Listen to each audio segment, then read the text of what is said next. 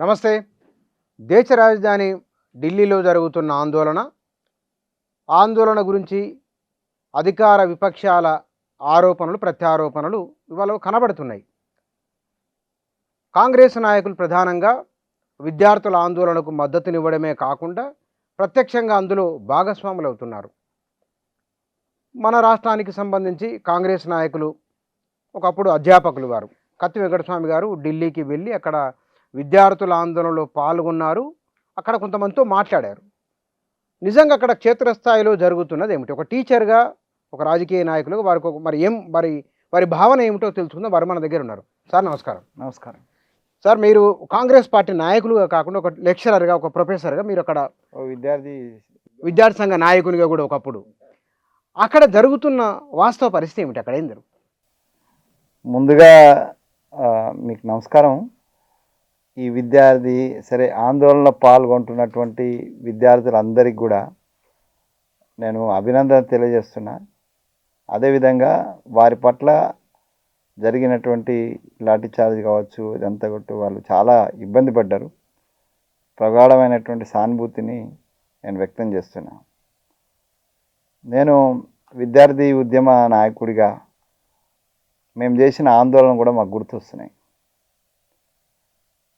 లాఠీచార్జ్ జరిగినాయి. ఇంత కూడా మేము క్యాపిటేషన్ ఫీజుకు వ్యతిరేకంగా నేను, నా సహచరులు, అప్పుడు నేను ఏబీపీలో ఉన్నాను, ఏబీపీ నాయకుడిగా, ఏబీపీ కార్యకర్తగా నేను ఆ క్యాపిటేషన్ ఫీజులో మాతో చాలా సీనియర్స్ అందరు కూడా ఇప్పుడు చాలా చాలా పెద్ద పదవులలో ఉన్నారు. వాళ్ళందరూ కూడా ఇదే ధర్మేంద్ర ప్రధాన్, జగత్ ప్రకాష్ నడ్డా అండ్ ప్రకాష్ జావడేకర్, శివరాజ్ సింగ్ చౌహాన్, మంత్రులు వీళ్ళందరూ కూడా మా బ్యాచ్ మేట్స్. నేను వాళ్ళందరం కూడా ఒకే టైంలో ఫుల్ టైమర్స్గా ఉన్నాం. ధర్మేంద్ర ప్రధాన్ మీరిద్దరు స్నేహితులు. మేమందరం కూడా కలిసే పనిచేసినాం, ఏబీపీ కోసం పనిచేసినాం. సో నడ్డా గారు హిమాచల్ ప్రదేశ్ నుంచి పనిచేసినారు, ధర్మేంద్ర ప్రధాన్ గారు ఒడిశా నుంచి పనిచేసినారు, నేను ఆంధ్రప్రదేశ్, అప్పుడున్న ఉమ్మడి రాష్ట్రం. అట్లాగే ప్రకాష్ జావడేకర్ మహారాష్ట్ర నుంచి పనిచేసినారు, శివరాజ్ సింగ్ చౌహాన్ మధ్యప్రదేశ్ నుంచి ఉన్నారు. వీళ్ళందరూ కూడా ఫుల్ టైం వర్కర్స్, అప్పుడు పూర్తి సమయం ఇచ్చే కార్యకర్తలు. నేను కూడా అందులో ఉన్నాను. ఇండోర్లో మా అందరికి కలిపి ఒక శిక్షణ శిబిరాలు, వారం రోజులు శిక్షణ శిబిరాలు కూడా జరిగినాయి. సో వీళ్ళందరికీ కూడా విద్యార్థి ఉద్యమాల గురించి చాలా స్పష్టమైనటువంటి ఐడియా ఉన్న వాళ్ళే. ప్రధాన్ గారు అసలు ఐడియా లేని ఆయన కాదు. మేమందరం కలిసి ఇచ్చినటువంటి ఒక స్లోగన్ ఏంటంటే students power is nations power అని ఆ రోజుల్లో. ఇప్పుడు కూడా అది ఏబీపీ పాపులర్ స్లోగన్. అది స్లోగన్ కాదు, అది పూర్తిగా నమ్ముతారు. విద్యార్థి శక్తి ఈ దేశం యొక్క శక్తి, జాతీయ శక్తి అనేది. మరి అట్లాంటి పూర్తి అవగాహన ఉన్న వాళ్ళు ఈ విద్యార్థులకు జరుగుతున్న అన్యాయాలను స్వయంగా వారు విద్యామంత్రిగా ఉండి విద్యా వ్యవస్థలో ఉన్నటువంటి అనేకమైనటువంటి అవకతవకలు వ్యతిరేకంగా పోరాటం చేసినటువంటి వాళ్ళు, నడ్డా గారు కావచ్చు, లేకపోతే ధర్మేంద్ర ప్రధాన్ గారు కావచ్చు. మరి అట్లాంటి వాళ్ళు ఇంకా తొందరగా రియాక్ట్ కావాల్సి ఉండే, ఇంకా తొందరగా బాధ్యత వహించాల్సి ఉండే. దానికి భిన్నంగా ఏ ఉద్యమాలలో వాళ్ళ మీద ఆ రోజు ఉన్నటువంటి ప్రభుత్వాలు దమనకాండ చేసినాయని మాట్లాడినరో, వాళ్ళే అంతకన్నా దారుణమైన దమనకాండ ఇలా విద్యార్థి ఉద్యమాల మీద చేయడం అనేది శోచనీయాంశం. ఒడిశాలో జరిగినటువంటి ఒక పేపర్ లీకేజ్లో ధర్మేంద్ర ప్రధాన్ గారు అప్పుడు ప్రధానమైనటువంటి విద్యార్థి నాయకుడిగా డిమాండ్ చేస్తే అప్పుడున్న ప్రభుత్వంలో ఉన్న విద్యామంత్రి రాజీనామా చేసినారు. After the demand of ABP and Dharmendra Pradhan was leading that. మరి అట్లాంటి అనుభవాలు అతనికి ఉన్నాయి కదా. మరి అట్లాంటి ఆయన వ్యవహరించిన తీరు ఎట్లుండాల్సి ఉండే అంటే లాల్ బహదూర్ శాస్త్రి లాగా నైతిక బాధ్యత వహిస్తూ ముందైతే రాజీనామా చేయాల్సి ఉండే. రాజీనామాను ప్రధానమంత్రి గారు యాక్సెప్ట్ చేస్తారా, లేకపోతే ఆయన్నే కంటిన్యూ చేస్తారా తర్వాత విషయం. కానీ ధర్మేంద్ర ప్రధాన్ నుంచి నేను ఎక్స్పెక్ట్ చేసింది ఏంటంటే ఇమ్మీడియట్గా ఈ లీకేజ్ కాగానే, నీట్ లీకేజ్ కాగానే తను రాజీనామా చేస్తారని ఎక్స్పెక్ట్ చేసిన. ఎందుకంటే అట్లాంటి విలువల్లో ఆయన పెరిగినాడు. మేమందరం అట్నే పెరిగినాం. మేము కూడా అదే విలువలను నేను టీచర్గా నేను కూడా దాన్ని కంటిన్యూ చేస్తున్నాను. నేను పార్టీ ఏదైనా ఉండొచ్చు, లేకపోతే ఇంకేదైనా ఉండొచ్చు, అది వేరే విషయం. బట్ వాల్యూస్ ఆర్ సేమ్ కదా, ఎక్కడున్న నైతిక విలువలు అనేది సేమ్ కదా. సో దాంట్లో భాగంగా ఇవాళ జరుగుతున్నటువంటి ఆందోళన చాలామందికి ఇది ఇంత ఎందుకు అయ్యింది, అసలు పేపర్ లీకేజ్ అయ్యింది, దాన్ని మీద ఎన్టీఏకి సంబంధించిన ఒక్క అధికారి మీద కూడా యాక్షన్ తీసుకోలేదు ఇప్పటి వరకు, టిల్ టుడే. ఎన్టీఏకి సంబంధించినటువంటి టీం ఏదైతే ఉన్నదో ఆ టీం మీద ఎవరి మీద కూడా యాక్షన్ లేదు. ఎవరు బాధ్యులు మరి? నేను ఎవరో పెద్ద మనిషి బీజేపీ ఆయన మాట్లాడుకుంటా డైరెక్ట్గా ధర్మేంద్ర ప్రధాన్ గారు లీక్ చేసినలా ఆయన ఎట్లా బాధ్యుడు అంటాడు. నవ్వాలో ఏడవాలో అర్థం కాలేదు. ఇంటి పెద్ద అన్నిటికీ బాధ్యత వ్యక్తి, అది నైతిక బాధ్యత. అది సరే, నైతిక బాధ్యతను పాటించటం లేదనంటే నైతిక విలువలను బీజేపీ ఎప్పుడో తిలోదకాలు ఇచ్చింది కాబట్టి ఐఎమ్ నాట్ ఎక్స్పెక్ట్. నేను ధర్మేంద్ర ప్రధాన్ వ్యక్తిగతంగా నేను తెలుసు కాబట్టి నేను ఆయన ఇట్లా అనుకున్నా. కానీ భారతీయ జనతా పార్టీ ఇప్పటిదాకా ఏదైతే నైతిక విలువలు, నీతి, నిజాయితీ, భారతీయ విలువలు, హిందూ సంస్కృతి ఇవన్నీ ఏదో చెప్పింది కదా, అవన్నీ ఎప్పుడో తుంగలో దొక్కేసింది, గంగలో కలిసిపోయినాయి. అవి మన దగ్గర మూసీలో కలిసిపోయినాయి, ఆడపోతే గంగలో కలిసిపోయినాయి, యమునా తీరంలో అక్కడ కలిసిపోయినాయి, ఢిల్లీలో మురికి నీళ్ళల్లో. ఇవాళ వాళ్ళకేం విలువలు లేవు. విలువలు ఉంటే ఇవాళ ఈ రకమైనటువంటి చర్యలు ఉండవు. కానీ మీరు అన్నది తీవ్రమైన ఆరోపణ మీరు చేసింది. కానీ ఇక్కడ ఎవరో ఉన్నారు వారి వెనుక ఉండి చేయిస్తున్నారు అన్నట్టు కొన్ని వీడియోలు వస్తున్నాయి. విద్యార్థుల ఉద్యమంలో అపశృతులకు సంబంధించినవి, దురుసుగా ప్రవర్తిస్తున్నారని కొన్ని వీడియోలు వచ్చినాయి. అవి మీరు అక్కడ ఉన్నారు కదా, అసలు దాని నిజంగానే దానికి ఎవరైనా ఉన్నారా? ఇది శుష్క వాదన అండి. ఆడలేక మధ్యలో అన్నట్టు కదా, నువ్వు నీ దేశంలో నీ ప్రాంతంలో దట్టు ఢిల్లీలో పార్లమెంటుకు చుట్టుపక్కల ఉన్నటువంటి దాంట్లో ఎవడో విదేశస్తుడో లేకపోతే ఇంకోడో ఎంట్రాల్ అయితే దాన్ని గుర్తించలేనటువంటి అసమర్థ ప్రభుత్వం ఇది. ఇంత సిగ్గుమాలిన విటం ఆ మాట అండి అది మాట్లాడుకోవడం. It is the shame on part of the integrity of the nation. ఒకవేళ ఈ ఉద్యమార్థికి వెనకాల ఒకవేళ ఏదన్నా విదేశీ శక్తులు ఉన్నాయని మీరు అనుకుంటే అది మీ ఫెయిల్యూరే కదా. ఇక్కడ దాకా ఇది వస్తున్నానంటే దీనికి సంబంధించిన ఇంటెలిజెన్స్ ఏం చేసింది, లేకపోతే సిబిఐ రకరకాల సంస్థలు ఉన్నాయి కదా, ఆ సంస్థలను ఏం చేసింది ఇప్పటిదాకా? మీ ఢిల్లీ పోలీస్ ఏం చేసింది, లేకపోతే మన ఇంటెలిజెన్స్ వ్యవస్థ ఏం చేసింది, మోడీ గారు ఏం చేస్తున్నారు, హోమ్ మినిస్టర్ ఏం చేస్తున్నాడు, రక్షణ శాఖ మంత్రి ఏం చేస్తున్నారు? షేమ్ అండి, షేమ్.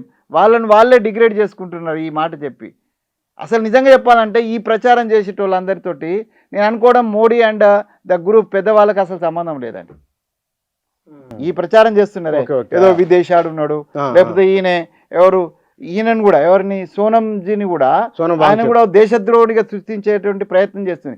ఇదంతా కూడా బీజేపీ చేసేటువంటి ఒక వాట్సాప్ యూనివర్సిటీ ఉన్నది వాళ్ళది, ఓ ఫేక్ వాట్సాప్ యూనివర్సిటీ. ఇగో ఇది చేస్తున్నది. నిజంగా చెప్పాలంటే the high level BJP leaders also ignorance of all these things అనుకోవాలి. ఎందుకంటే వాళ్ళు డిగ్రేడ్ చేసుకునేటువంటి స్టేట్మెంట్స్ అండి ఇవి.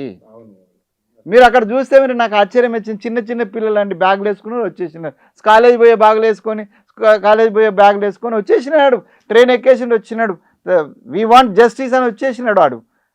ఎవడు ఏం చెప్పాలి, ఏమైనా ఆర్గనైజ్డ్ ఏం కాదు అది.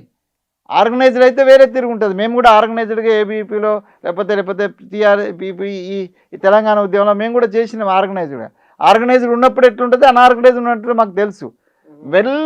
అంటే కంప్లీట్లీ అన్ఆర్గనైజ్డ్. ఓకే, ఆర్గనైజేషన్ అయితే కనిపించింది అక్కడ నాకు. అది ఆర్గనైజ్డ్ కాదో కానీ ఈ పిల్లలందరూ కూడా లాఠీ దెబ్బలు తిన్నా, తూటా దెబ్బలు తింటున్నా వీడియోలు మాత్రం తీయడం మానలేదండి పిల్లలు. మీరు యాంగిల్ని వాళ్ళు షూట్ చేసినారు.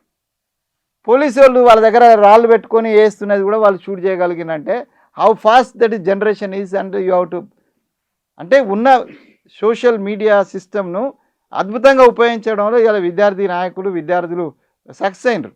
చాలా అమాయకమైనటువంటి విద్యార్థులు అందరూ కూడా నేను చూసిన అక్కడ, నేను ఇంటరాక్ట్ అయినా. చాలా అసలు ఏం చాలా innocent. They don't have any organization background. ఈ ఏబీఈపీలు చేస్తే, ఎస్ఎఫ్ఐలు చేస్తే, లేకపోతే ఇంకో ఎన్ఎస్యూఎల్ చేస్తే అది ఆర్గనైజ్డ్ సిస్టమ్ ఉంటుంది, మనకు ఇన్స్ట్రక్షన్ అది ఉంటుంది. పాపం వీళ్ళకి ఎవ్వరు ఇన్స్ట్రక్షన్ లేదు, ఏం లేదు, అట్లా వచ్చేసినారు. దేశం మాదే అని వచ్చేసినారు, ఈ ఢిల్లీ మాదే అని వచ్చేసినారు. కానీ కర్కశమైనటువంటి ప్రభుత్వం ఇంత దారుణంగా అమ్మాయిల విషయంలో, అమ్మాయిలను డీల్ చేస్తున్నప్పుడు పోలీసు ఎవరు ఉండాలండి? లేడీ పోలీసు ఉండాలి, మినిమం కామన్ సెన్స్ ఉండదా? ఇవన్నీ ఎట్లా మర్చిపోతున్నారు మోడీ గారు? ఎందుకంటే నైతిక విలువ మీద పెరిగినటువంటి మోడీ గారు, లేకపోతే నైతిక విలువ పెరిగినటువంటి అమిత్ షా గారు ఎందుకు మర్చిపోతున్నారు అంటున్నా నేను. రాజీనామా చేస్తారా చేయరా తర్వాత అంశం అండి, బట్ రెస్పాన్సిబిలిటీ, దానికి విద్యార్థులను ఎట్లా సంజాయించాలా, విద్యార్థులకు ఎక్కడ సాంతన చేకూర్చాలా. మీరు ఎగ్జామ్ పెట్టిండ్రు, ఇక్కడ చిన్న అంశము ముచ్చన గారు, ఎగ్జామ్ పెట్టిండ్రు, ఎగ్జామ్ రిజల్ట్ వచ్చింది. రిజల్ట్ వచ్చిన తర్వాత నేను నిన్న పోయిన తర్వాత ఒక హోటల్లో ఉన్నాను నేను, మ్యామ్ హోటల్ అని ఒకటి రెగ్యులర్, నేను అక్కడే వెళ్తాను ఢిల్లీలో. అది నేను 10 ఏళ్ళ నుంచి అక్కడే వెళ్తాను. ఇక అది నాకు అంటే వాళ్ళ ఓనర్ తోటి నాకు గుడ్ రిలేషన్స్ ఉన్నాయి. నేను పోగానే, సార్ ప్రొఫెసర్ సాబ్ मेरा बेटी का ये गड़बड़ हो गया साहब. अरे क्या हुआ? तो she got 617 marks in the screenshot way हम ले लिए. रिजल्ट आने के बाद 217 दिखा रहा है సార్. ఇది ఎట్లా సాధ్యం? అది అప్పుడు నాకు ఒక స్ఫురణ వచ్చిందండి. 2019 ఎలక్షన్స్, 2019 ఇంటర్మీడియట్ యొక్క రిజల్ట్స్లో వీళ్ళ బ్రదర్, వాడు అప్పుడు 2019లో ఇంటర్మీడియట్ స్టూడెంట్, మీ అబ్బాయి. సో అక్కడ వచ్చి ఆడ ఏది, నేను బయట ఉన్నా, యాక్చువల్లీ చెన్నైలో ఉన్నా. అక్కడి నుంచి రిజల్ట్ చూసినప్పుడు వానికి 398 మార్కులు వచ్చినాడు. వాళ్ళ ప్రిన్సిపల్ చెప్పినాడు, అయితే ఎందుకు దాన్ని స్క్రీన్ షాట్ చూసి అది అని పెట్టుకోమని అన్నాం కదా, ఓకే సంతోషం అది ఇది అని చెప్పినాము. తీరి ఇక్కడికి వచ్చినాక 220 మార్కులు వచ్చినాయి. గ్లోబరీనా 26 మంది విద్యార్థుల ఆత్మహత్యలకు కారణమైనటువంటి ఆ సంస్థ అది. ఇక్కడ అప్పుడు కేసీఆర్ గారు దాని మీద ఏ చర్యలు తీసుకోలేదు. 2019లో జరిగిన తదంగం ఇక్కడ తెలుసు మీకు. ఇదే సంస్థకు సంబంధించిన వాళ్ళు ఇలా నీట్కి సంబంధించినటువంటిది వీళ్ళు ఏం చెప్తారు, total is under control of the NTA అని చెప్తున్నారు. గ్లోబరీనా ఉందా? గ్లోబరీనా లేకపోతే ఆడొక పేరు ఇది కాదు, కానీ ఒక ప్రైవేట్ సంస్థ దీనికి సంబంధించిన రిజల్ట్స్ ఇస్తున్నాయి. సో దాంట్లో వచ్చినట్టు దాని కారణంగా చాలామంది విద్యార్థులు వచ్చినారు. నేను కలిసినప్పుడు చెప్తున్నా, సార్ మనకు వేరే మార్క్స్ వచ్చినాయి, ఇక్కడ వేరే మార్క్స్ పెడుతున్నారు. దాన్ని నిన్న మొన్న భారతీయ జనతా పార్టీ లేకపోతే వాళ్ళ మీడియా ఏం చెప్తారంటే ఇది ఫేక్ షీట్స్ క్రియేట్ చేసినారు కాక్రోచ్ పార్టీ వాళ్ళు, దాని మీద ఎన్టీఏ వార్నింగ్ ఇవ్వని ఆగినారండి. ఓకే, అది ఫేక్ అని అనుకుందాం. ఇప్పుడు వచ్చే రిజల్ట్స్లో ఏ అవకతవకలు జరిగేది లేదు, ఇది చాలా ఫేర్గా జరుగుతుంది. నీట్ యొక్క ఇది counselling and all will be very fair అని చెప్పానండి. ధర్మేంద్ర ప్రధాన్ గారు వచ్చి ముందుకు వచ్చి చెప్పానండి, కాన్ఫిడెన్స్ ఇవ్వండి. ఏ అవకతవకలు లేవు, ఏది ఉన్నా కూడా మేము ఎంక్వైరీ చేస్తాం, ఏది ఉన్నా కూడా మీకు అన్యాయం జరగకుండా చేస్తామని. ఎందుకు why you are not coming to the students and the nation people of the nation? ఎందుకు భరోసా ఇస్తలేరు మీరు? ఇప్పటికీ మీ మీద మీకే నమ్మకం లేదు, ఈ రిజల్ట్స్ కరెక్టా కాదా అని మీ మీద మీకే నమ్మకం లేదు. ఎందుకు ప్రభుత్వం స్పందిస్తలేదు? ఒకవేళ ఫేక్ ఏది ఉంటే దాని మీద ఎందుకు స్పందిస్తలేదు? మోడీ పేపర్లు చాలా తీసుకొచ్చారు కదా. అదే పేపర్లు ఏమంటారు, ఒక పక్కన చూడండి, ఒక ఉక్కు పాదం, విద్యార్థి ఉక్కు పాదం, దీంట్లో ఏం పెడతారనండి, ఈ కేసు పెడతారట. ఇప్పుడు ఇది అందులో NSA నేషనల్ సెక్యూరిటీ అథారిటీ ఈ స్టూడెంట్స్ మీద పెడతావా? వాడేమైనా దేశద్రోహులా? వాడేమైనా ఉగ్రవాదులా? వాడేమైనా బాంబులు వేసినాడా?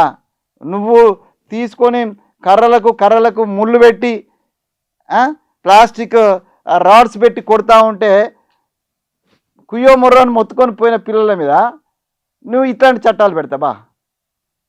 ప్రధాని రంగంలోకి వచ్చినట్ట ఏమైందండి? 15 రోజులు ఎక్కడ పోయినాడు? హిమాలయ పర్వతాలు పడుకున్నాడా? రామాలయంలో పడుకున్నాడా?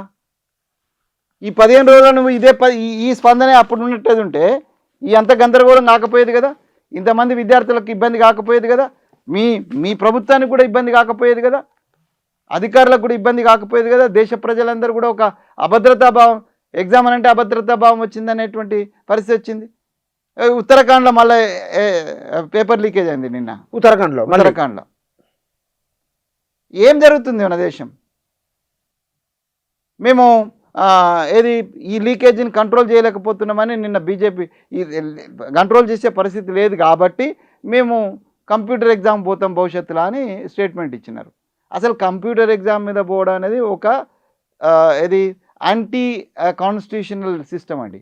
ఎందుకంటే బుజ్జన్న గారు మీ బాబు కూడా రేపు ఇంటర్మీడియట్ ఉన్నట్టున్నాడు, రేపు ఇంజనీరింగ్ ఎంట్రన్స్ రాస్తాడు. నీట్ కాకపోతే మన జేఈ మెయిన్స్ రాస్తారు కదా. జేఈ మెయిన్స్లో ఒక బ్యాచ్కు ఒక బ్యాచ్కు ఒక పేపర్ వస్తుంది, ఇంకో బ్యాచ్ ఇంకో పేపర్ వస్తుంది. 10 బ్యాచ్లు ఉంటే 10 పేపర్లు వస్తాయి. ఇది సమన్యాయం ఎట్లయితుందండి? జేఈ నీట్లో మీరు కంప్యూటర్ ఆధారిత, నేనేమంటున్నానంటే నాకైతే సిగ్గు అనిపిస్తుంది. ఇంత పెద్ద సిస్టంలో, ఇంత పెద్ద దేశంలో ఒక 20 లక్షల మందికి at a time computer exam పెట్టలేనటువంటి దౌర్భాగ్య స్థితి అన్నది. Why government is not going to establish the icon centres? ఎందుకు కంప్యూటర్ సెంటర్లు మీరే క్రియేట్ చేస్తలేదు ఎగ్జామినేషన్ కోసం? ఇన్ని ఐఐటీలు ఉన్నాయి కదా, ఇన్ని ఇంజనీరింగ్ కాలేజీలు ఉన్నాయి కదా, ఇన్ని ఎన్ఐటీలు ఉన్నాయి కదా, వీటిలలో మీరు ఒకవేళ సెంటర్లు పెట్టినట్టయితే ఉంటే ఎట్ ఏ టైం మొత్తం దేశంలో కంప్యూటర్ ఎగ్జామ్ ఒకేసారి జరగదా? మీ అసమర్థత ఇది. అది గత ప్రభుత్వం అయినా ఈ ప్రభుత్వం అయినా కూడా అసమర్థతే అంటున్నాను నేను. ఎట్ ఏ టైం 20 లక్షల మందికి కంప్యూటర్ ఎగ్జామ్ పెట్టలేనటువంటి దౌర్భాగ్య స్థితి ఈ దేశంలో ఎందుకున్నదండి? ఇట్ ఈస్ కన్సర్న్ లేక చల్తికా నామ్ గాడి నడుస్తుంది కాబట్టి నడిపిద్దాం అనుకుంటున్నారు. కానీ 20 లక్షల మందికి ఒకే పేపర్ ఇద్దాం, ఒకే దేశం, ఒకే ఓటు, ఒకే ఏదేదో చెప్తున్నారు కదా, మరి ఒకే పేపర్ ఎందుకు ఉండొద్దండి దేశంలో అందరు స్టూడెంట్స్కి? అంటే ఒక్కొక్క రాష్ట్రంలో సిలబస్లో కొంచెం తేడాలు ఉంటాయి అని అట్లనే. మరి ఇప్పుడు నీట్కి సంబంధించి సిలబస్లో తేడా, సిలబస్ అంతా ఒకటే లేదంటే జేఈ ఉండాలి. జేఈ మెయిన్స్ అని అంటే ఒకటే. నేను అనేది అదే స్టేట్ వైజ్ చేసుకునేది. ఇప్పుడు ఏం డిమాండ్ వస్తుంది? నీట్ క్యాన్సిల్ కావాలనేది వస్తుంది. రేపు జేఈ మెయిన్స్ క్యాన్సిల్ కావాలని అంటే స్టేట్స్ మేము ఇంజనీరింగ్ కాలేజీలు మేమే నడుపుకున్నాం అంటే పాత సిస్టానికి రావాలని వస్తుంది. అంటే నువ్వు కొత్త సిస్టాన్ని మోడర్నైజ్ చేసి అడ్వాన్స్ టెక్నాలజీకి పోకుండా ఉండడం వల్ల మళ్ళీ పాత చింతకాయ పచ్చడికే పోదామనేటువంటి డిమాండ్ వచ్చేటువంటి దౌర్భాగ్యం. ఆల్రెడీ డిమాండ్ వస్తుంది, అడుగుతున్నారు చాలా మంది రాష్ట్రాలకి. ఇవ్వండి ఒక మాట, విద్యారంగం విజయ్ అడిగిండు కదా, అవును, రద్దు చేసి రాష్ట్ర విద్యారంగం పట్ల ప్రభుత్వానికి స్పష్టమైన అవగాహన లేకపోతే కనుక వీళ్ళు డెలిబరేట్గా అట్లా వదిలేస్తుంది. ఏమిటి ఇది? డెలిబరేట్ కాదండి, డెలిబరేట్ ఏం కాదు, అవగాహన లోపం ఒకటి ఉన్నది. రెండోది ఏంటంటే వీళ్ళు ఆలోచన అటువంటి తీరెత్తు అంటే మొత్తం నేను పార్టీలకు అతీతంగా ఒక మాట చెప్తున్నాను. ఇవాళ దేశంలో ఉన్నటువంటి రాష్ట్ర ప్రభుత్వాలు కావచ్చు, కేంద్ర ప్రభుత్వాలు కావచ్చు, విద్యారంగాన్ని ఒక అంటే అన్వాంటెడ్ ఇన్వెస్ట్మెంట్ విభాగంగా చూస్తున్నారు వాళ్ళు. అంటే నువ్వు పెట్టుబడి పెడితే దాని నుంచి లాభం రావాలి, అనుత్పాదకమైన రంగంగా చూస్తున్నారు. అనుత్పాదక రంగం అసలైన ఉత్పాదక రంగమే అది. కానీ దాన్ని నెగ్లెక్ట్ చేస్తున్నారు. ఇలా ప్రైవేట్ వైపు వెళ్ళిపోతున్నారు, అందరు ప్రైవేటైజేషన్ వైపు వెళ్ళిపోతున్నారు. గత ప్రభుత్వంలో కూడా ప్రైవేటైజేషన్ వచ్చింది, ఈ ప్రభుత్వం ఇంకా దాన్ని స్పీడప్ చేసి పడేసినది. జెట్ స్పీడ్ తోటి బుల్లెట్ ట్రైన్ వస్తుందో కానీ బుల్లెట్ స్పీడ్ తోటి ఇలా ఇది ప్రైవేటైజేషన్ ఆఫ్ ద ఎడ్యుకేషన్ అవుతున్నది. Education and health should be in the control of the government. ఉచిత విద్య, వైద్యం ఉత్తమ ప్రభుత్వ లక్షణం అన్నారు. ఉచిత విద్య, వైద్యం ఉత్తమ ప్రభుత్వ లక్షణం. మీరు దేశంలో ప్రపంచంలో ఎక్కడ చూడండి ఈ 2 విభాగాలు గవర్నమెంట్ కంట్రోల్లో ఉన్నాయి, మన దగ్గర తప్ప. ఇక్కడ మీరు విద్యార్థి నాయకులుగా ఏబీపీలో ఉన్నప్పుడు ఆనాడు భారతీయ జనతా పార్టీ రాజకీయంగా లేదా వారు మాట్లాడుకున్నమాట విద్య వైద్య విషయంలో ఏ విధానం ఉండాలని మీరు ఆనాడు ప్రజలకు చెప్పారు? మీరు సార్, నేను కూడా అరెస్ట్ అయిన వాళ్ళొక్కని, ఆ రోజు నేను కూడా ఆందోళన చేసిన వాళ్ళొక్కని. మాకు రామారావు గారని ఉండే, ఆయన మా స్టేట్ వైస్ ప్రెసిడెంట్ ఉండే, విశాఖపట్నంలో ఒక ప్రైవేట్ ఇన్స్టిట్యూట్ నడుపుతుండే. అక్కడ సూర్యనారాయణ గారని మా ఏబీ ఫుల్ టైమర్ ఉండే. ప్రైవేట్కు వ్యతిరేకంగా మేము ఆ రామారావు గారి ఇన్స్టిట్యూట్ మీద కూడా అంటే ధర్నా చేసినాం. మీ నాయకుడు అయినప్పటికీ అంటే ABP was clearly in the favour of the ఉచిత విద్య.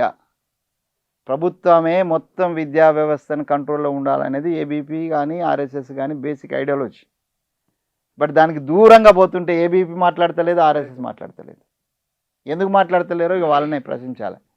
ఇప్పుడు నేను ఏమైనా కామెంట్ చేస్తే నాకు అందరూ అన్నా నువ్వు స్వయం సేవకు ఉంటివి, అది ఉంటివి, ఇది ఉంటివి అని నాకు మీరు మొన్న చేసిన ఇంటర్వ్యూలో నేను చూసిన చాలామంది మీరు ఆర్ఎస్ఎస్లో పనిచేసిన నన్నే అడుగుతున్నాడు. ఆయన 40 ఏళ్ళు పనిచేసిన నన్నే అడుగుతున్నాడు. మరి వాడు పని ఎప్పుడు పనిచేసినో నాకు అర్థం కాలేదు. సో కాబట్టి నేనేమంటున్నానంటే బేసిక్గా అప్పుడున్నటువంటి దాంట్లో మేము ప్రైవేటు వ్యవస్థకు వ్యతిరేకులం. నన్ను ఆ రోజు ఇవాళ ఎన్ని ఇన్స్టిట్యూషన్స్ ఉన్నాయి మీరు ఆశ్చర్యపోతారు. భారత్ ఇన్స్టిట్యూషన్, ఏదో మన Rajeshwara Reddy institution, CVR college, అది అనురాగ్, అరోరా, జాగృతి, ఇవన్నీ ఉన్నాయా? ఇవన్నీ ఉన్నాయి కదా. వీళ్ళందరూ కూడా ఏబీ అంటే కొంతమంది ఏమో ఎన్ఎస్సి, ఎవడు ఇది భారత్ ఆయనేమో పీడిఎస్యు, ఈయన రాజేశ్వర రెడ్డి ఏమో నాగేమో పీడిఎస్ ఆర్ఎస్యు, రాజేశ్వర రెడ్డి ఏమో ఎస్ఎఫ్ఐ, మా జాగృతి శ్రీనివాసరెడ్డి ఏమో ఏబీపీ. సో ఏబీపీ లేదు, ఏం లేదు. వీళ్ళందరినీ అంత వ్యాపారమే చేస్తున్నారు అందరూ. వీళ్ళందరూ వ్యతిరేక అంటే ప్రైవేట్ వ్యవస్థకు వ్యతిరేకం కొట్లాడిన వాళ్ళే. ఒకప్పుడు లెఫ్ట్ రైట్ అంతా అందరు కలిసి కొట్లాడిన వీళ్ళందరూ విద్యా సంస్థలు. అప్పుడు నవనీతరావు గారు నన్ను కూడా పిలిచినారు. వెంకటస్వామి నువ్వు యు ఆర్ గుడ్ ఆర్గనైజర్, నువ్వు స్టార్ట్ చేయ కాలేజ్ అని అంటే నేను చేయను సార్, బేసికలీ నేను ఏబీపీ లీడర్ని, ABP is against the privatisation, నేను ఎట్లా స్టార్ట్ చేస్తానంటే అవన్నీ పోనీ అబ్బా మిగతా వాళ్ళు చేసుకుంటారు నువ్వు చేసుకోండి సార్, నా దగ్గర పైసలు నేను పెట్టను, నేను పోను దానికనంటే నేను పైసలు పెట్టిపోతున్నాయా అని అన్నాను. నువ్వు పైసలు పెట్టొద్దు, నేను బేసికల్గా నా ఐడియాలజికల్ ఫైట్, నేను ఐడియాలజికల్గా నేను ప్రైవేట్కి నేను సపోర్ట్ చేయనని చెప్పిన ఆ రోజు. ఇవాళ కూడా నేను ప్రైవేట్కి సపోర్ట్ చేస్తలేను, కార్పొరేట్కి సపోర్ట్ చేస్తలేను. బట్ మీకేం పుట్టింది? మీరు అందులో ఉన్నారు కదా, అందులో పుట్టి పెరిగిన వాళ్ళు కదా, మీరందరూ ప్రైవేట్ ఇన్స్టిట్యూషన్ నడుపుతున్నారు. ఇలా ప్రైవేట్ ఇన్స్టిట్యూషన్స్ అన్ని ఎవరేయండి? ఏబీపీలో గతంలో పనిచేసిన వాళ్ళు, పీడిఎస్లో పనిచేసిన వాళ్ళు, ఎస్ఐఫ్ఐలో పనిచేసిన వాళ్ళు, ఆర్ఎస్సీలో పనిచేసిన వాళ్ళు, వీళ్ళు ప్రైవేట్. వీళ్ళందరూ కూడా ప్రైవేట్ వ్యవస్థకు వ్యతిరేకంగా కొట్లాడిన వాళ్ళు, వాళ్ళందరూ కూడా ఇలా పెట్టుబడిదారులు, వాళ్ళందరూ కూడా ఈ కార్పొరేట్ వ్యవస్థలో ఉన్నారు. సో విలువల హననానికి ప్రతీక ఇది, విలువల హననానికి ప్రతీక ఇది. మనం చెప్పింది ఏంది, చేస్తుంది. ఇవాళ మోడీ గారు చేస్తున్నది కూడా అదే. ఆయన ఎన్ని చెప్పినాడండి? ఈ పేపర్ లీకేజీలను ఆయన మాట్లాడినలో తీయండి. ఇదే విద్యార్థుల మీద లాఠీ చార్జీలు ఎట్లాంటివి జరిగితే ఏం జరిగినాయో చూడండి. సో ఇవన్నిటికీ మీరు చూసుకున్నట్టేది ఉంటే అప్పుడు మేము ఉన్నాం కాబట్టి మేము విలువల గురించి మాట్లాడినాం. ఇప్పుడు మేము గద్ద మీదకి వచ్చినాం కాబట్టి ఆ విలువలన్నీ తొక్కేస్తామంటే, గద్ద కింద పెట్టేస్తామంటే, సో ఇది నైతికత కాదు. కానీ ఇక్కడ ప్రధానమంత్రి బయటకు వచ్చాక ఫాస్ట్ ట్రాక్ కోర్టులు ఏర్పాటు చేస్తాం, అది మహాపాపం లీకేజ్ అని కూడా వారు కిషన్ రెడ్డి కూడా చెప్తున్నాడు. ఆయన అన్నాడని ఈయన కూడా అంటాడు మహాపాపం అని. అరే మహాపాపం అయితే ఇన్ని రోజులు ఎందుకు నోరు మూసుకొని కళ్ళు మూసుకొని ఉన్నారు? ఆ పాపం మహాపాపం జరిగి ఎన్ని రోజులు అయిందండి? మేలో జరిగింది కదా పాపం, జరిగి మహాపాపం అయింది. ధృతరాష్ట్రులు కావద్దు కదా, ధృతరాష్ట్రులు కావద్దు కదా. తప్పులు జరుగుతుంటే తప్పులను చూసుకుంటూ వాడు మనవాడు చేసినా పంతివాడు చేసినా ఏమైంది? ధృతరాష్ట్రుడు యొక్క ఆయనకు జ్ఞానోదయం అయ్యేసరికి సర్వనాశనం అయిపోయింది కదా, 100 మంది కొడుకులు చనిపోయారు కదా. అంటే బీజేపీకి నష్టం జరుగుతుందని మీ ఉద్దేశం? 100% జరుగుతుందండి. ధృతరాష్ట్ర కౌగిల్లాగానే ఉన్నది. అలా వాంగ్చుంగ్ తీసుకొచ్చి అలా ఏదో బెదిరించింది అంటే హింస చెలరేగే అవకాశం ఉన్నది కాబట్టి నేను విరమించుకుంటున్నాను. మంచి ఉద్దేశమే కావచ్చు, కానీ హింస చెలరేగుతుందని ఎవరు చెప్పినారు ఆయనకు? ఆయన దీక్షలో కూర్చున్నానికి ప్రభుత్వ పెద్దలే పోయినారు కదా, వాళ్ళే చెప్పినారు కదా. వాళ్ళు బెదిరించి విరమించిండ్రా లేకపోతే నిజంగా అనునయంగానే విరమించిండ్రా? ఏమనుకోవాలి? నయాన్నా భయాన్నా? ఆయన సడన్గా విరమించడానికి రాత్రి కారణం ఏంటి? దాని మీద మంత్రులు నేరుగా ఆయన దగ్గరికి వెళ్ళినండి. ఇప్పటి వరకు చర్చలు జరగలేదు, దానికి సంబంధించినటువంటి ప్రొసీడింగ్ రాలేదు, దానికి సంబంధించినటువంటి ఏ విధమైన చర్యలు జరగలే. ఆయన విరమించుకోండి, సంతోషము. నేనేమనంటే ఆందోళనలో ఉండాలని నేను అనుకోవటలే. విద్యార్థులు లేకపోతే ప్రజలు, పేరెంట్స్, నిన్న పేరెంట్స్ కూడా వచ్చిండ్రు అక్కడికి, ఏడుస్తున్నారు పేరెంట్స్. మేము మా పిల్లలతో చచ్చినా పర్వాలేదు మా పిల్లలతో నిలబడతామని అంటున్నారు. ఎందుకు వచ్చింది ఈ స్థితి? మీ యొక్క నిష్క్రియ పర్వమే కదా. నేను మరోసారి గుర్తు చేస్తున్నా, ఎన్టీఏకి సంబంధించిన ఒక్క వ్యక్తి మీద కూడా చర్యలు జరగలే. ఎందుకు తీసుకోలేదు అంటారు? మరి నిజమే, ఎందుకు తీసుకోలేదు అంటే మేము ఇష్టం, మాకు ఇప్పుడు ఫుల్ మెజారిటీ ఉన్నది. దేశంలో దాదాపు 20 రాష్ట్రాల్లో మేము ఉన్నాము. ఇక భారతీయ జనతా పార్టీకి తిరుగులేదు ఈ దేశంలో. మేము ఏది చేసినా నడుస్తుంది. అంటే ప్రజాస్వామ్యంలో చాలా రోజులు అధికారం ఇస్తే ప్రజాస్వామ్య వ్యక్తులకు అంతా నియంతలుగా మారుతారు. ఈడ కేసీఆర్ నియంతగా మారిండు, 2వ టర్మ్కే నియంత మారిండు, లేదా 3వ టర్మ్ వచ్చింది కాబట్టి మోడీ గారు నియంతగా మారిండు. దుర్యోధన దుశ్శాసన యొక్క దుర్యోధనుడు షా పేరు కూడా అట్నే ఉన్నది, దుశ్శాసనుడు. దుర్యోధనుడు దుశ్శాసనుడు యొక్క రాజ్యం నడుస్తుంది ఇప్పుడు. ఒకప్పుడు మీ గురువులు వాళ్ళు. గురువులు ఎవరు కాదు, అందరు సహచరులే. గురువులు ఎవరు కాదు, గురువులు పోయినారు. అద్వానీ అట్లాంటి వాళ్ళు పెద్దవాళ్ళు వాళ్ళు. అంటే నేను భారతీయ జనతా పార్టీ నేను డైరెక్ట్ కాదు, నాకు గురువులు అని అంటే నాకు ఆర్ఎస్ఎస్ పెద్దలే గురువులు అవుతారు. కానీ ఇంకో సందర్భం వచ్చింది కాబట్టి అటల్ బిహారీ వాజ్పేయి, ఎల్కే అద్వానీ ఒక ద్వయం భారత రాజకీయాలలో. ఇవాళ అమిత్ షా, నరేంద్ర మోదీ ఒక ద్వయం, ఇద్దరు. మీరు ఎల్కే అద్వానీ, వాజ్పేయి ఉన్నప్పుడు మీరు రాజకీయాల్లో విద్యార్థి నాకు చాలా క్రియాశీలకంగా ఉన్నారు. ఆ రోజు వారు ఈ దేశం ఎట్లా ఉండాలని వారు కాంక్షించిన ఇద్దరు నాయకులకు స్వార్థం లేదు. ఫస్ట్ ఆఫ్ ఆల్ ఇద్దరికి ఆయన బ్రహ్మచారి, ఈయన సంసారి. ఆయన ఇద్దరు కూడా జేబులో రూపాయి కూడా పెట్టుకోకుండా పోయారు, ప్రయాణం చేసిన వాళ్ళు. దేశం కోసం ధర్మం కోసం అని అన్నారు కదా, వాళ్ళు అసలు నాయకులు. అంతకుముందు నెహ్రూ, పటేల్ని తీసుకుంటే వాళ్ళు నాయకులు. వాళ్ళకు ఉన్నదంతా కూడా దేశానికి అప్పచెప్పినారు. నెహ్రూ గారు అయితే తన ఆస్తుల మొత్తం ఇచ్చేసినారు. అది ఒక సాక్రిఫైడ్ నేచర్ ఉన్నటువంటి leadership. That is the statesmen leadership, not political leadership. ఇది క్రుక్కడ్ పొలిటికల్ లీడర్షిప్. ఇవాళ క్రుక్కడ్ పొలిటీషియన్స్ వీళ్ళిద్దరు కూడా. Criminal minded business men, both of them belongs to the Gujarat and a criminal. గుజరాత్లో మీరు ప్రతి ఒక్క వ్యక్తి కులాలకు మతాలకు అతీతంగా ప్రతి గుజరాతీ కొద్దిగా బిజినెస్ మైండ్ ఉంటాడు, తప్పలేదు. వాళ్ళ నేచర్ అది. మన దగ్గర పౌరుషం ఎక్కువ ఉంటుంది, తెలంగాణలో తొందర రియాక్ట్ అవుతాం. అట్లా ఒక నేచర్ ఉంటుంది. బీహార్ ఒక టైప్ దానికి నేను ఏమంటలేను. కానీ మోడీ, షా క్రిమినల్ మైండెడ్ ఉన్నటువంటి బిజినెస్ మ్యాన్ కాబట్టి వాళ్ళు అన్నిటినీ బిజినెస్ దృష్టితో చూస్తున్నారు. విద్యా వ్యవస్థను కూడా బిజినెస్ దృష్టితో చూస్తున్నారు. కాబట్టి దౌర్భాగ్య స్థితి అంటున్నాను నేను. అలా నుంచి బయటికి రాండి. అదే అద్వానీ గారి, అదే వాజ్పేయి గారి, అదే బల్రాజ్ మతోకో లేకపోతే గురుజో, డాక్టర్ జో, చాలామంది సంఘ సంస్కర్తలుగా మంచి పనులు చేసిన వాళ్ళు ఉన్నారు కదా, వాళ్ళందరినీ ఆదర్శంగా మాట్లాడారు. వివేకానందుడి గురించి మాట్లాడిన ఏమన్నాడండి వివేకానందుడు? ప్రైవేటైజేషన్ ఎడ్యుకేషన్ చేయమన్నాడా వివేకానందుడు మాటలు గుర్తుండాలా మరి వీళ్ళందరికీ? ఈ దేశంలో ఉన్నటువంటి పరిపాలకులకు వివేకానందుని మాటలు గుర్తున్నాయా? విద్య గురించి ఆయన చెప్పింది గుర్తున్నదా? గాంధీజీ గురించి మాట్లాడుతున్నారు, గాంధీజీ స్వచ్ఛ భారత్ అంటున్నారు, గాంధీజీ విద్య గురించి చెప్పినవి గుర్తున్నాయా? ఒకవేళ అట్లా గుర్తున్నట్టేది ఉంటే ఇలా ప్రైవేటైజేషన్ ఇంత దారుణంగా జరుగుతుందా? ఒకవేళ ప్రైవేటైజేషన్ అటు పక్కన పడేయండి, గవర్నమెంట్ కంట్రోల్లో ఉన్నటువంటి సంస్థలలో ఇన్ని అవకతవకలు జరుగుతూ ఉంటే మీరు నిమ్మకు నీరెత్తినట్టు ఎట్లా ఉంటారు? 40 పైన లీకేజీలు అయినాయి మీ గవర్నమెంట్లో. ఎందుకు అవుతున్నాయి ఇట్లా? 152 అని రాహుల్ గాంధీ అంటున్నారు. సరే, నాకున్న నాలెడ్జ్ నేను చెప్తున్నాను. 40 పైన అయినాయి అంటే స్టేట్ ఆల్ ఇండియా లెవెల్కి సంబంధించి నేను చెప్తున్నా. ఓవరాల్గా ఉండొచ్చు 152, 150 లెక్కలు నేను కూడా తీయలే. సార్ నెంబర్ ఆఫ్ అది 2 అయినా 1 అయినా కూడా ఎంతైతే నెంబర్ నీట్ అనేటువంటిది మొత్తం దేశానికి సంబంధించింది కదా. దేశానికి సంబంధించిన పరువు, దేశానికి సంబంధించిన డాక్టర్లు తయారు చేయాలా? ఈ దేశం యొక్క స్వాస్థ్య ఏదైతే ఆరోగ్యాన్ని కాపాడాల్సినటువంటి డాక్టర్ను తయారు చేసేటువంటి ఒక ఎగ్జామినేషన్ సంబంధించి ఇన్ని లూప్ హోల్సా? కానీ రాహుల్ గాంధీ ప్రధానమంత్రి ఇంటి వద్ద ధర్నా చేయటం, మరి ఇన్ని రోజులు ఆయన మొదలు పేపర్ లీక్ అయినప్పుడు ఆందోళన చేసిన తర్వాత మళ్ళీ కనబడలేదు, డిజపియర్ కాదు అది. మరేంది? పార్లమెంట్లో మేము రేజ్ చేసినాం, దాన్ని పార్లమెంట్ వేదికగానే అది చేయమన్నాం.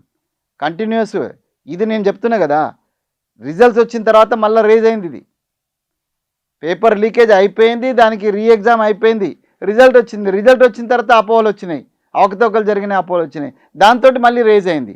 సో పార్లమెంట్లో ఆల్రెడీ రాహుల్ గాంధీ డిమాండ్ చేసినట్టు దీని మీద చర్చ జరగాలని. గవర్నమెంట్ దానికి ఒప్పుకోలేదు. ఇవాళ నిన్న ఒప్పుకుంటుంది, ఫాస్ట్ ట్రాక్ కూడా వేస్తానంటుంది. సంతోషమే, వేయండి, చాలా తొందరగా తేల్చండి. ఈ దేశ విద్యార్థులకు సంబంధించిన భవిష్యత్తు కాబట్టి దీన్ని యుద్ధ ప్రాతిపదికన తేల్చాల్సిన అంశాలు. ఎవరైనా దోషులు ఉన్నారు దొరికినంటే దోషుల మీద కఠినమైనటువంటి చర్యలు తీసుకొని ఇంకొక దోషి భయపడే విధంగా చర్యలు తీసుకునేటువంటి ఉరిశిక్ష వేయండి అవసరమైతే అట్లాంటి వాళ్ళకు. ఎందుకంటే దేశం ఒక జనరేషన్నే కథం వేసేటోడిని వాడిని ఉరిశిక్ష ఎత్తేంది, కాల్చేత్తేంది చెప్పండి? ఈ దేశ చట్టాలు ఏం పర్మిట్ చేస్తే అది చేయండి, అత్యధికమైన శిక్ష వేయండి. అప్పుడు కదా వాడికి కంట్రోల్ ఉండేది. నువ్వు 2024లో పేపర్ లీక్ అయింది, 2024లో ఇదే నీట్ పేపర్ లీక్ అయింది. అప్పుడు ఏం చెప్పింది? సుప్రీంకోర్టు తోటి కూడా మీరు సపోర్ట్ చేయించుకున్నారు నిర్లజ్జగా. కొద్దిమందికే లీక్ అయింది కాబట్టి ఆపాల్సిన అవసరం లేదన్నది సుప్రీంకోర్టు. అదే సుప్రీంకోర్టు అదే కోర్టులు ఏం చెప్తాయి? 100 మంది నేరస్తులు తప్పించుకున్న పర్వాలేదు కానీ ఒక నిర్దోషి శిక్ష పడద్దు అన్నది కదా. మరి అట్లయితే కొద్దిమందికే లీక్ అయితే పర్వాలేదు, మిగతా వాళ్ళకు లీక్ కాలేదు అనేటువంటిది సుప్రీంకోర్టు ఎట్లా ఇచ్చిందండి? Not under the pressure of the government. 24 అట్లా జరిగినప్పుడు 25, 26కు నువ్వు ఎందుకు జాగ్రత్తలు తీసుకోలేదు? మీ తప్పు కదా కాదా? మీ నైతిక బాధ్యత కదా? నైతిక బాధ్యత అని అంటే నైతికత ఎక్కడున్నది? నైతికత లేని లేదు, అది డిక్షనరీ తీసేసింది బీజేపీ. కానీ ఇక్కడ మీరు మీ దగ్గర పేపర్లో ఉన్న వార్త విద్యార్థులపైన అంటే ఏదో దీని ఉద్యమానికి ముడిపెట్టొద్దు కేసులు అనేది అది రొటీన్ ప్రక్రియ అని కూడా ఒకటి వచ్చింది. మీరు హెడ్లైన్ ఒకసారి అదే బాంబే పాలసీ ఇచ్చిన స్టేట్మెంట్ ఇచ్చినారు. ఇది ఏమంటున్నారంటే ఇది సాధారణ ప్రక్రియ, ఆందోళనకు ముడిపెట్టొద్దని. మీరు పెడుతున్నారు, మేము పెడుతున్నామా? ఢిల్లీ పోలీస్ ఇప్పుడు విద్యార్థుల మీద పెడుతున్నాం అంటే మీరు పెడుతున్నట్టు కదా ముడి. విద్యార్థులు పెడతలేరు కదా, మీరే. ఇప్పుడు సందర్భం ఉంటుందండి. నువ్వు ఈ సందర్భంగా ఆ చట్టం తీసుకొస్తామని ఒక స్టేట్మెంట్ వచ్చిందంటే అర్థం ఏంటి? దీనికి నువ్వు ముడిపెడుతున్నట్టే కదా, విద్యార్థుల మీద పెడతామని అన్నట్టే కదా. ఓకే, నేనేమంటున్నా అంటే దీంట్లో మాకు ఇట్లాంటి గమ్మత అన్నీ ఉన్నాయండి. దీంట్లో చొరబాటులు ఇవన్నీ ఆందోళనకు సంబంధించి మేము క్యాపిటేషన్ ఫీజు ఆందోళన చేసినాము. నేను ఆర్ట్స్ అండ్ సైన్స్ కాలేజ్ స్టూడెంట్గా ఉన్నప్పుడు కేవలం బస్సుల కోసం, నెంబర్ ఆఫ్ బస్సుల కోసం మేము ఆందోళన చేస్తుంటే మా వెనక ఆర్ఎస్సీ వాళ్ళు రాళ్ళు ఎత్తే పోలీసులు వీపు మాలపాలు కొట్టిండ్రు. ఇక్కడ క్యాపిటేషన్ ఫీజులో మేము చేస్తుంటే వెనక నుంచి పీడిఎస్ వాళ్ళు రాళ్ళు ఎత్తే పోలీసులు మా వీపు కొట్టి, మా రామరెడ్డి అన్న, మా ధర్మన్న వీళ్ళందరూ వాళ్ళు పోలీసులు రాళ్ళేసేదా మిమ్మల్ని కొట్టాలనేమో. అంతే కదా, వెనక నుంచి వాళ్ళు వేసింది. ఈడ కూడా వీళ్ళే చెప్తున్నారు, పోలీసే చెప్తున్నారు అసాంఘిక శక్తులు కొన్ని ఎంటర్ అయినాయి, ఆ అసాంఘిక శక్తుల కారణంగా వాళ్ళు రాళ్ళేసినారు. మీరు గుర్తించండి, ఏం చేస్తుంది మీ intelligency? Is it not the failure of your intelligence? ఎవడో ఆందోళన గుసాయిస్తున్నంటే ఎన్ని ప్రికాషన్ తీసుకుంటారు చెప్పండి.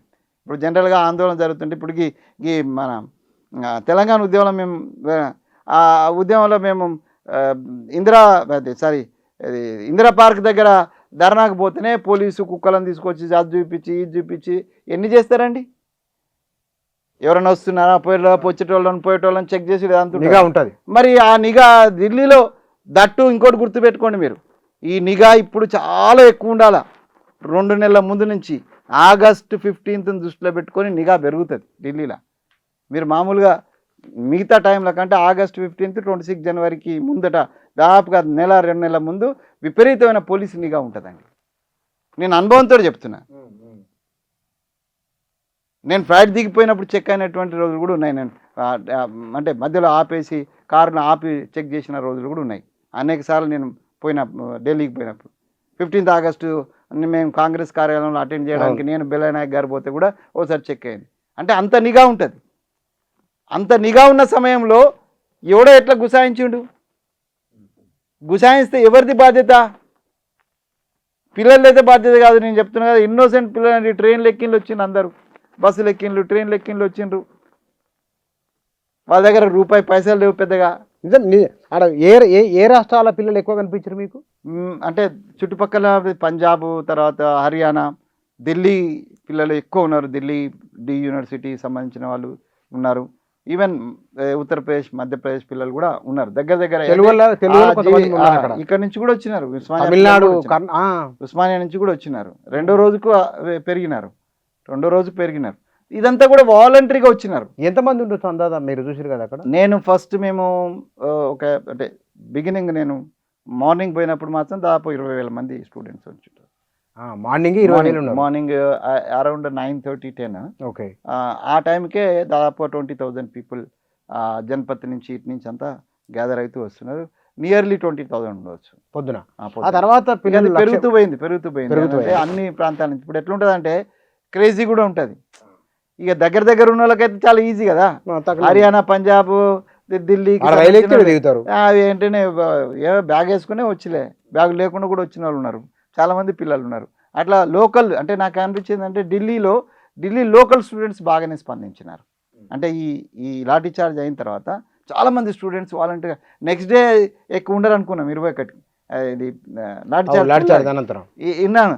అసలు దిగ్నీకృతమైన ఉత్సాహంతో వచ్చినారు, మళ్ళీ రెట్టింపు వచ్చినట్టుగా జనాలు రెట్టింపు వచ్చేసినారు. అంటే ఢిల్లీ లోకల్ వాళ్ళు విపరీతంగా స్పందించినారు.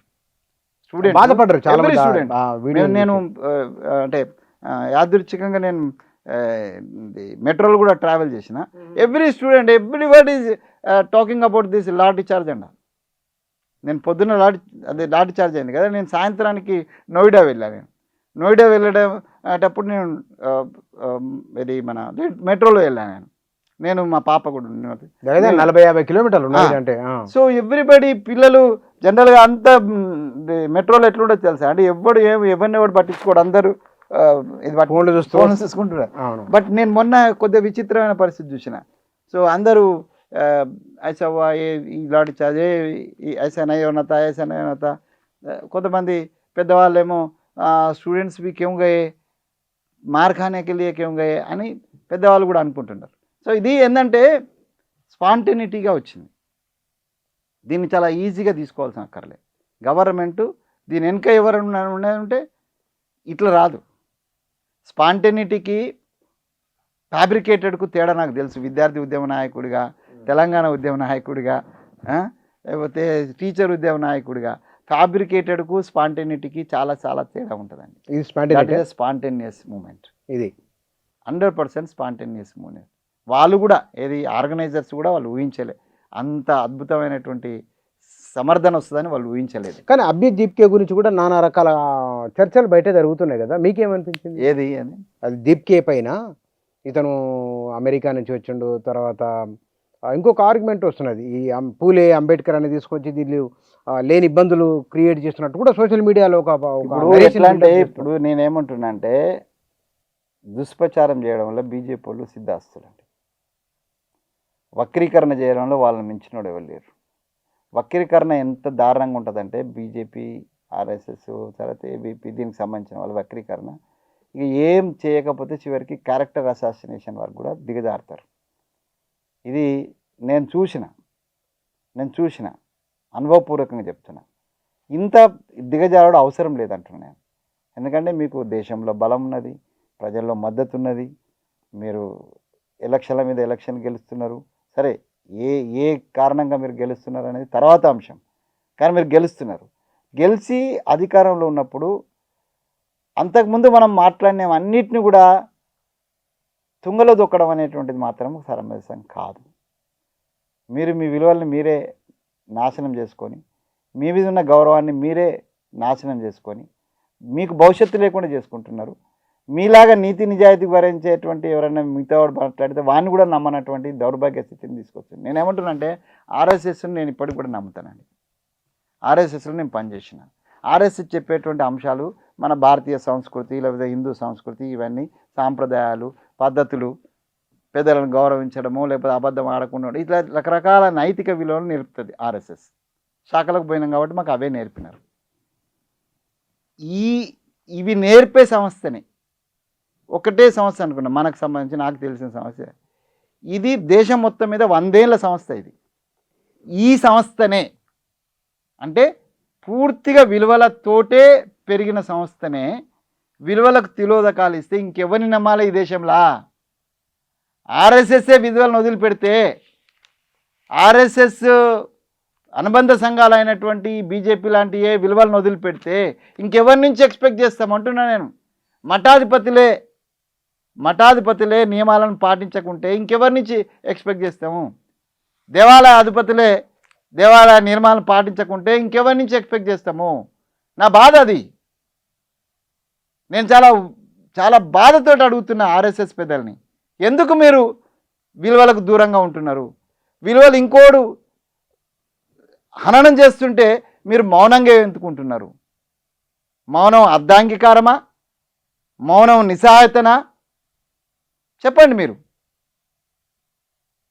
ఏమనుకోవాలి?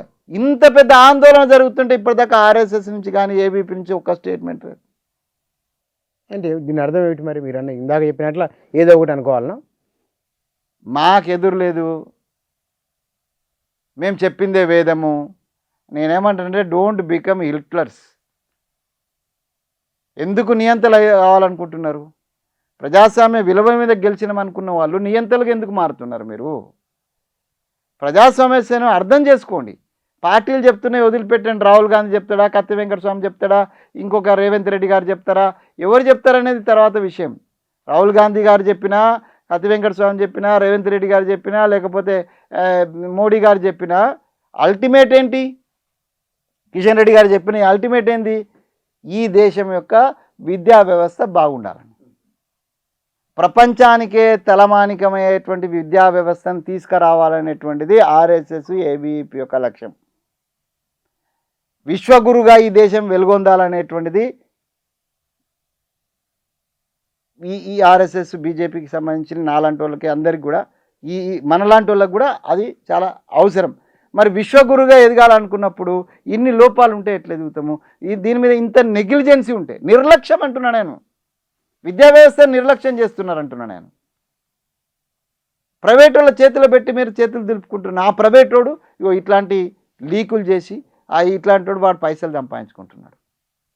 ఇప్పుడు ఈ ఘటన తర్వాత బహుశా బీజేపీ పైన ఎట్లాంటి ప్రభావం ఉండొచ్చు అని మీరు అనుకుంటున్నారు? అట్ ద సేమ్ టైం కాంగ్రెస్కి రాహుల్ గాంధీకి మైలేజ్ అనే ఒక అభిప్రాయం కూడా బయట ఉంది. మేము చిన్న విషయాల మీద, విద్యార్థుల ఆందోళన మీద పార్టీ మైలేజ్ తీసుకోవాలని మేము అనుకోవటం లేదండి. పార్టీ మైలేజ్, దీనివల్ల మైలేజ్ రాదు.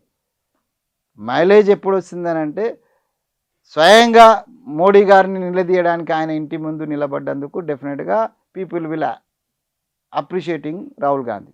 మా పార్టీ కార్యకర్త కంటే బయట వాళ్ళు, అరే రాహుల్ గాంధీ ఒక నిర్ణయం తీసుకుంటే ప్రధాని గారిని కూడా నిలదీస్తాం, అవసరమైతే ప్రజాస్వామ్యంలో అవకాశం ఉంది అనేటువంటి ఒక దారి చూపెట్టిండు. ఇంటికి పోయి ధర్నా చేయడం అది ఆయనకు దారి చూపెట్టిండు ఆయన. రేపు మన దగ్గర సీఎం గారి ఇంటి ముందర పోయి కూడా ధర్నా చేయొచ్చు, అది దారి చూపెట్టినట్టే. అంటే ప్రజాస్వామ్య విలువలను, ప్రజాస్వామ్యంలో ఉన్న అవకాశాలను ఆయన చెప్పిండు మనకు. దానివల్ల రేపు కాంగ్రెస్ వెంటనే అధికారంకి వస్తుంది, లేకపోతే ఈ కాక్రోచ్ పార్టీకి అన్ని ఓట్లు పడతాయని ఇది ఈ కాక్రోచ్ పార్టీ ఇది ఉన్నది కదా, ఇది ఒక స్టూడెంట్ ఆందోళన. ఇది ఇట్లాంటి ఆందోళన నేను గుజరాత్లో ఆ పటేల్స్ ఆందోళన చూసిన తర్వాత, ఆ అబ్బాయి ఏమైపోయాడు, తర్వాత బీజేపీలో చేరిపోయినాడు. ఇక అట్లాంటివి జరుగుతూ ఉంటాయి. కానీ ఇది భారతీయ జనతా పార్టీ విద్యారంగం పట్ల ఉన్న నిర్లిప్తకు కనువిప్పు కలిగిస్తుందని నేను అనుకుంటున్నా. ఆర్ఎస్ఎస్ పెద్దలు కూడా ఈ విషయంలో సీరియస్గా ఆలోచిస్తారని ఆశిస్తున్నా, ఆలోచించాలని వినమ్రంగా దండం పెట్టి చెప్తున్నా. ఎందుకనంటే మీరు మొత్తం దేశంలో ఎన్ని వందల వేల శాఖలు, లక్షల శాఖలలో ఉన్నారు, మీరు మేధావులలో ఉన్నారు, మీరు ప్రజలలో కలిసి ఉన్నారు. ఈ దేశానికి ఏవి విద్యా వ్యవస్థ, దేశం విశ్వగురు కావాలనే విద్యా వ్యవస్థ నిర్మాణం ఎప్పటి మన పురాతన కాలంలో మనం నలంద విశ్వవిద్యాలయం లాంటి స్థితి రావాలని మనం కోరుకుంటున్నాము. అట్లాంటి కోరుకున్నటువంటి సమయంలో ఇట్లాంటి అవకతవకల మీద మీరు మాట్లాడితే మీ మీద విశ్వాసం వస్తుంది, ప్రజలలో భరోసా వస్తుంది.